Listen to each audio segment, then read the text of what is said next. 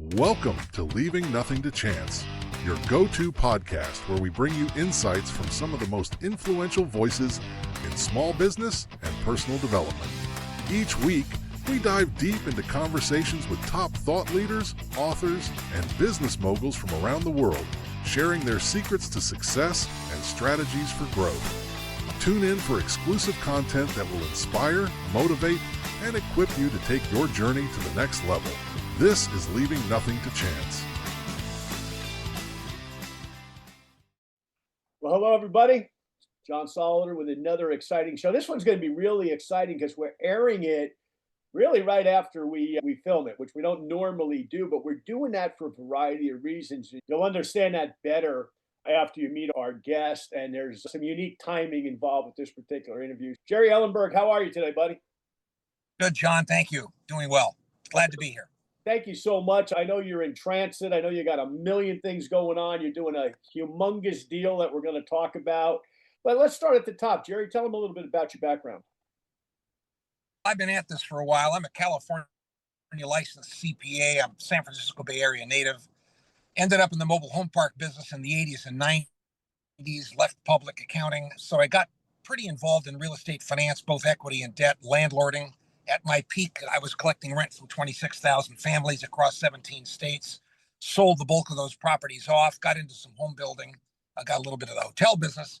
And in the late part of the decade, 2018, we had a home building business that we evolved into this new BFR concept, build for rent, that was really propagated by Blackstone coming out of the 2008-2009 banking debacle. John, you may know they bought up a bunch of homes and rehabbed them and then rented them out. And so we decided to go into this, and at the same time, liked the Topgolf model and decided to clone that a bit. We're, of course, much smaller, right?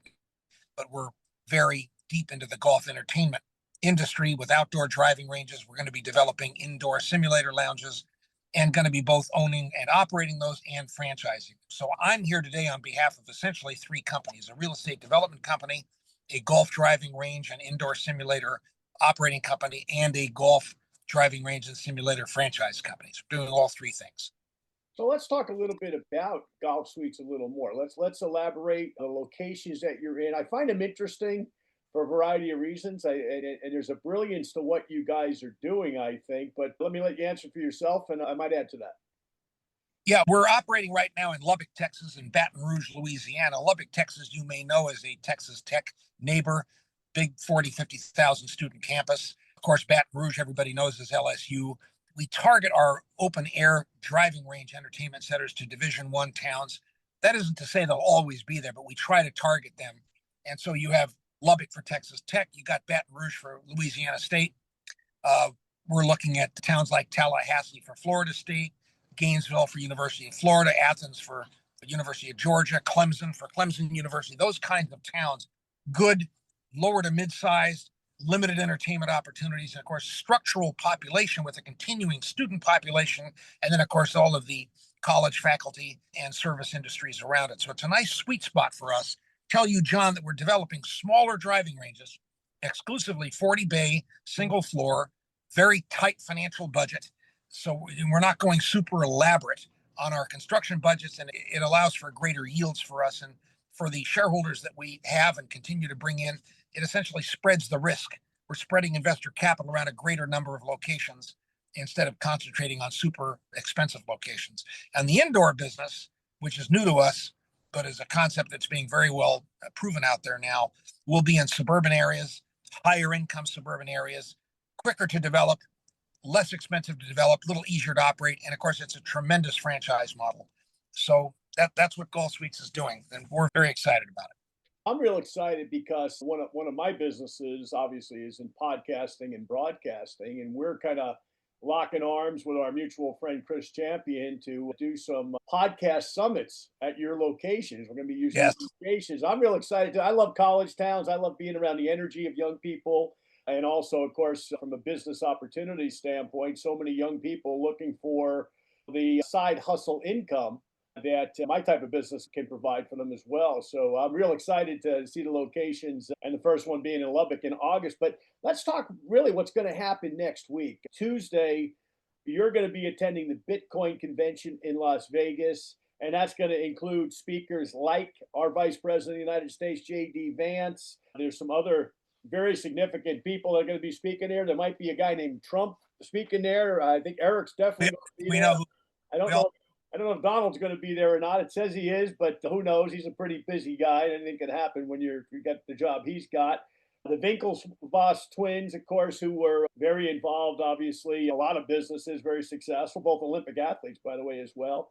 David Sachs, huge name in the world and the AI world. Brian Johnson also, and other dignitaries that are just a who's who of the Bitcoin industry as we speak. And Bitcoin today, by the way, 111 a share. I think incredible what's happening with that. The early round investors in that have done very well. But you're doing a unique deal. And I believe. lost your sound, John. Oh, can you hear me okay? John, I lost your sound. Okay, Oh, here. there you are. No, you're back. You're Okay. back. Okay. Okay, I'm good. We're good. We're still recording. No problem. And but anyway, you're doing a deal. And correct me if I'm wrong. This is, if not the largest, it's one of the largest financing rounds ever, utilizing Bitcoin as the currency to grow the Golf Suites model. So I'd love for you to elaborate on that and talk a little bit about Salt Lending, what you're doing with those guys, and also with Chris Champion and Champion AI. Of course, Chris is a new friend of ours. He's brought us to Salt Finance.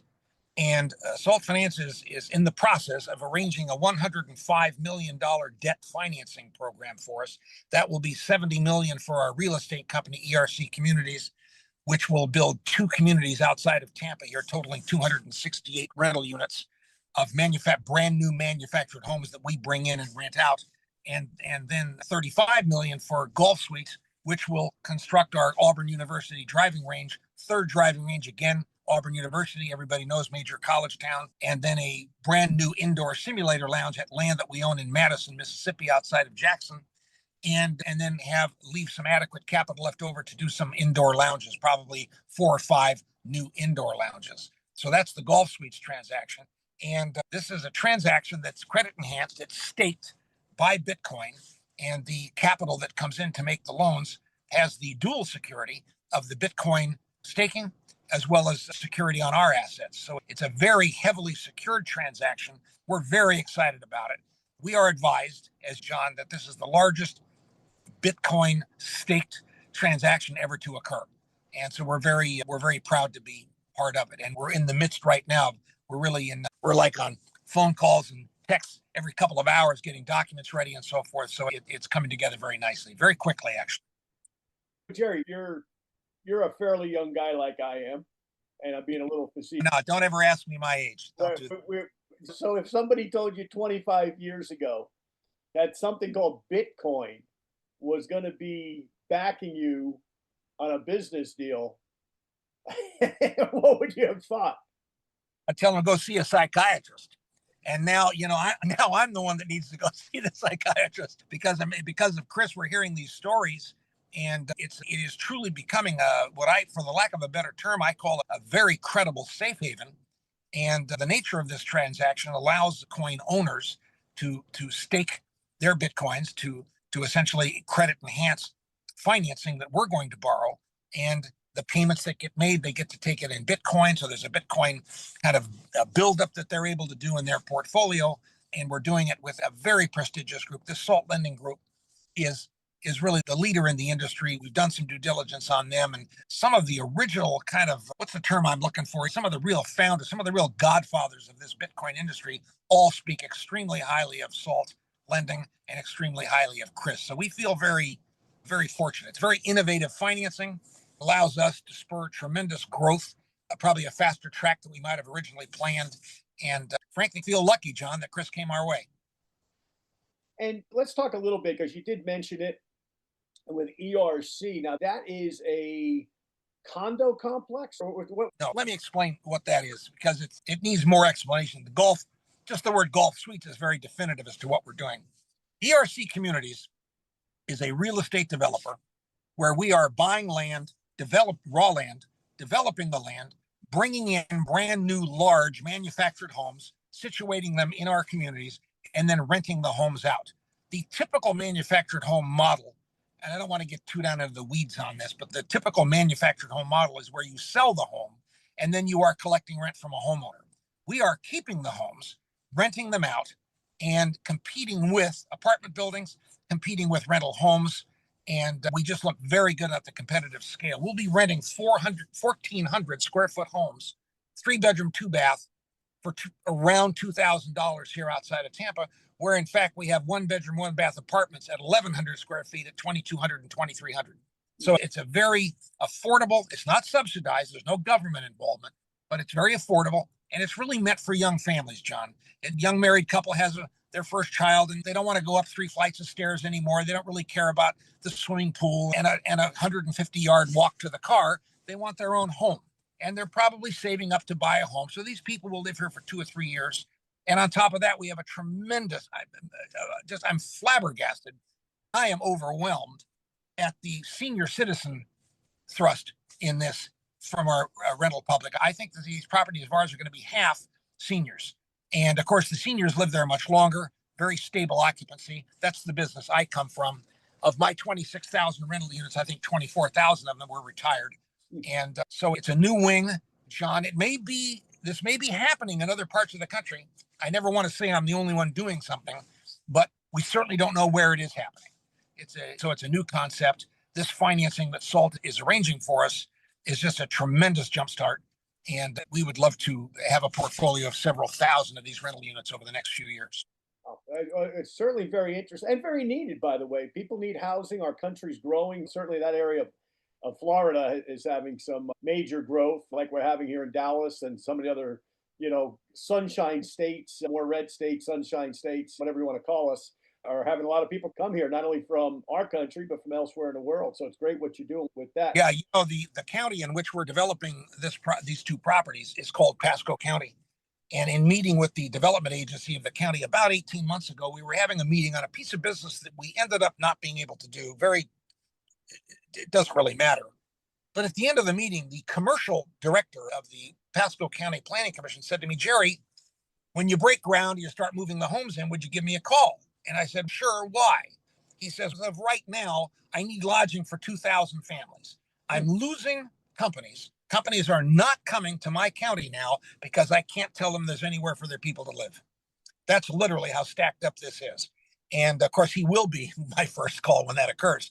But they say it's a very good form of living, very affordable. We've done major focus group study on this stuff, major feasibility, and the concept just proves out very nicely. Great. You're doing a good thing there. You're doing a good thing for that county as well and for businesses. Feel that way. So it's good when communities work together, certainly, to bring businesses there and bring revenue streams, bring tax dollars, bring all the other things necessary to have a good functional society and area. Let's go back to golf suites for a minute, though. So what's your ambition for that? What are you looking at 10 years down the road? Are we looking at every D1 college town in America, or what's your ambition? I can't really say that. We're certainly not going to go to Berkeley, California, or Palo or West Los Angeles for UCLA. That kind of stuff is not going to happen. But my experience in the manufactured home business in the 80s and 90s had me get to know America pretty much. My co-founder in the business has 2/3 of $1 billion of construction completions on his resume. Young kid, early 40s. He's gotten to know America pretty well. We have a franchise president who's operated food and beverage operations all over the country, including some internationals. The 3 of us know America pretty well. I think that if you say 10 years, I'd rather stay with 5. 10's a little bit of a shot. In 5 years, in terms of owning and operating, I think it's safe to say we could have 10 outdoor driving ranges, which, John, you need to know, take a lot longer to build. A lot of zoning, a lot of entitlement that goes into that process. We'll probably be owning and operating as many as 40 or 50 indoor. And if that's true, average revenue, 100, you're probably talking about 5 times 10, 15, probably a $150 million annual gross revenue on that. But to couple with that, we are of the opinion that our franchise count in the golf company could be much greater. If we were to be operating 100 indoor lounges in 5-6 years, I'm frankly of the opinion, and of course, this is my opinion, it's just a projection, hold on here. There we are. We would have franchised more than that, maybe as many as 150 or 200. There are a couple of franchise companies out there right now that are starting out. The concept is very solid, very tight budget, John, very good fiscal management in terms of design, construction, revenue projections, very high yield to our shareholders. And so sorry for the long answer, but I think we could have 150 owned locations and more than that in franchise locations. That could really deliver some serious shareholder value here. And I think your trend lines, if I'm correct, are really smart because you've got three elements. You've got golf that everybody loves and anybody can play, right? If you can swing a club, you don't have to swing it like Tiger Woods or Phil Mickelson. I don't know. I don't really follow golf. I don't know if those two guys are still really good or not, but they were really good at one time, I know. Right. But anybody who can swing a, even if you can't swing a club, you can go and sit and watch your friends swing a club and have a good time. Secondly, the whole party atmosphere, because a lot of birthday parties and such I know are conducted at some of your competitors that I've been to over the years. And thirdly, this is still kind of like a sports bar. You can go there and watch your local team play in the playoffs or whatever game's going on and just enjoy it and have a nice time and be outside and still be sheltered from the and still feel like you're doing something physical while you're also enjoying a good social time.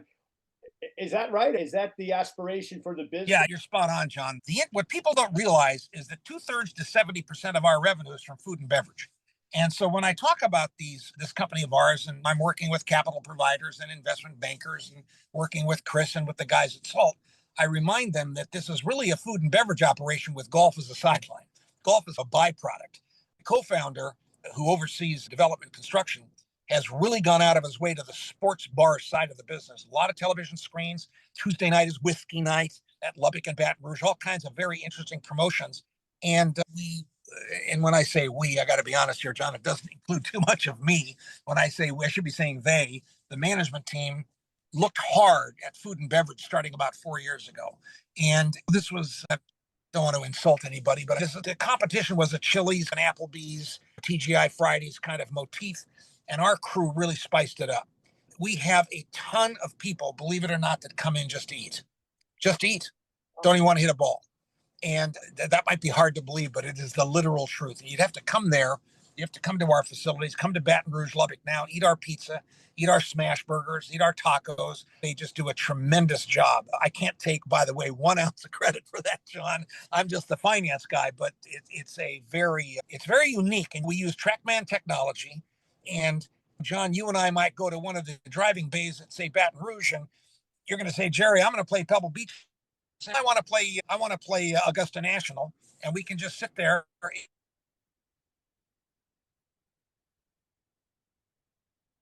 with technology that's there.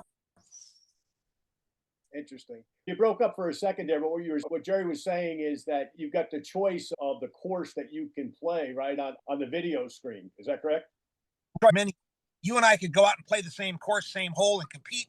Or you might just say, I'm going to sit here and have my beer for a couple of swings. You go play Augusta if you want to, Jerry. I'm going to wait and get up there, play Pebble Beach. Just push a button and you switch golf courses right down to which hole, where on the fairway you want to be. It's amazing. And it's a lot of I don't really know the exact percentages, but your basic golf population at Golf Suites is a smaller fraction of very serious golfers who really want to work on their game.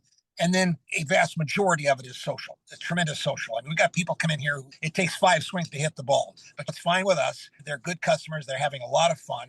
And it's of course, as you probably know, Topgolf really charted the path on this. Topgolf came over from the United Kingdom a couple of decades ago into your hometown. They're based where you are, John, and they've done a great job. So it's a well-proven concept, and people just love doing this. Yeah, the one in Allen, Texas, the one I'm familiar with, and that thing's packed. 7 days a week you drive past there and the parking lot's full. We even did a thing down in Houston last year with Bill Nash, who's a celebrity. He's a tremendous songwriter, has written songs for Reba McEntire and all sorts of people over the years. And he and his wife host a charity event, and they used one of these as well. And, everybody from Dan Pastorini to Rudy Jonovich and all the Houston pro sports celebs that support his charity were there. These things have a multiplicity of uses for a community as well. So I think it's something else that you're doing that everybody's going to get to know it in Lubbock. They're going to get to know it in Baton Rouge. They're going to get to know it in these other communities. and say, hey, let's use it for all of these other activities beyond just maybe our own little bunch of guys going on a Friday night and hitting some golf balls and having a couple of beers. Jerry, just in wrapping up, let's come back to next week. Next week's a really important week in your career, certainly, being at the Bitcoin convention there in Vegas with all the big Bitcoin people, including the Vice President of the United States. And I'm just wondering, without getting political on this, guys, not a political show, but we obviously now have a president and vice president who are big fans of Bitcoin. They seem to understand it. What do you think is going to happen over the next 4 or 5 years as they run the U.S. economy? What do you think the growth of Bitcoin is going to be? I'm new to the Bitcoin game. Sorry to say. May I repeat again? Sorry to say. I'm not really a crypto expert, but it's very clear with large federal deficits, peace unrest throughout the world, trade issues, that this cryptocurrency, particularly Bitcoin, which is has the largest value concentration of all of them, is I'm just using my own language, John. It's a safe haven, and it's clearly gaining authenticity, it's gaining notoriety, it's gaining. I think the key word is legitimacy. You have major BlackRock is out buying it, the sovereign wealth funds of the Arab nations, major capital coming into this, and I think that it's just, to coin an expression, it is an idea whose time has come, and it's well regarded. You have major investment organizations now willing to loan major sums of capital to companies like mine because those loans are enhanced by the staking of Bitcoin investors. There's obviously a tremendous respect that these financial institutions are paying. Indeed, they're getting the dual security of securing our assets that are being built and operated, and then they have the enhancement of the Bitcoin staking that the Bitcoin owners are doing. So they have a double whammo there on security. But it's a tremendous, what Chris has evolved for ERC Communities and for Golf Suites is really life changing. It really changes and completely sends us into a serious hurdle in terms of development and growth. And so we're just very excited. I can't sit here and express a bunch of expertise on Bitcoin, but I'm picking up very quickly its popularity, its legitimacy, and the willingness of diligent, well-managed, multi-billion-dollar investment funds that are willing to make loans to companies like mine backed with the Bitcoin staking. So there's a tremendous legitimacy there. Salt lending, I think Chris has told you, John, is at the forefront of this. They've been doing this kind of lending for several years now, and now are embarking on what I am advised, I think you and I are both advised, is the largest Bitcoin staking that has occurred in the history of Bitcoin, this $105 million debt package that we are in the middle of negotiating and wrapping up now. So I don't think it's going anywhere. It's here to stay, and I think it's really going to become a major. If you look at it from a developer standpoint, a person like myself, this ability to have this level of enhancement has financial institutions far more willing to look at these debt situations, and that's about all I can say. It's a very stabilizing factor from what I can see. I think I love your thoughts on this, Jerry, as we wrap up. But what's wonderful about it is it's another source of financing that businesses now can go to, like yours. That's a big, $105 million is not a small amount of money, but it's not 50 billion either. It's still a relatively small business. But you think about the trickle down of the jobs that it will create in Baton Rouge, in these other cities, from the employees at the golf suites itself to the construction people who will build the units, to the more police to be hired, more ambulance people to be hired, more firefighters to be hired. It's rising tide in any small market city is certainly good for everyone. I see a multiplicity of really good things coming from this type of finance. Not something I certainly would have ever dreamed of hearing about either, but this is unique. And my hat's off to you for having the tenacity to be one of the first CEOs to do this. That compliment really goes to Chris. I think he came at us with this. We feel very blessed. I'll add a certain point, John, a little, dare I say, a little on the esoteric side. You look at these investment funds, family offices, hedge funds, whoever comes in and provides the cash to then stake against the Bitcoin to make the loans to us. If you drill down into that, these funds are made up of people like you and me, either in unions or 401ks or family trust funds. and who don't really have direct management authority over their funds because they're entrusting that with fund managers. And the fund managers now are doing a tremendous increase in security on financial transactions that they're doing. That's kind of a derivative benefit. Whoever has that 401k with Fidelity, or whoever has that IRA with Charles Schwab, whatever it may be, and they're in turn investing in some of these funds, and these funds in turn making these Bitcoin staked loans, it's frankly more secure. It's just more secure. And it could be that 401k customer or that IRA customer will never know. It might be completely divorced from the entire transaction. But it's good to know that the Bitcoin owners are willing to stake their asset, frankly, to further secure financial transactions with companies like mine. And it may sound a little corny, but I think it's very real. I think it's a very interesting trait. Well, Jerry, I want to wish you all the best, and not only on finalizing everything, but in the continued growth of golf suites. I think it's a great idea. I think it's something that's going to enhance a lot of communities. Look forward to being in Lubbock in August and participating in our podcast summit at your location there. And once again, just want to thank you. Let me put a plug in for that, by the way. That's August 25th and 26th. If you're interested, folks, just reach to me and I'll send you the flyer and the information on that as well. That's at Golf Suites Lubbock. You can look that up on Instagram, Facebook, Golf Suites Baton Rouge as well. I'll tell you this, John, from what Chris is saying, I hope there's room for me. This is going to be one jammed event. I might be in the kitchen washing dishes for all I know. It's going to be a busy place. That is.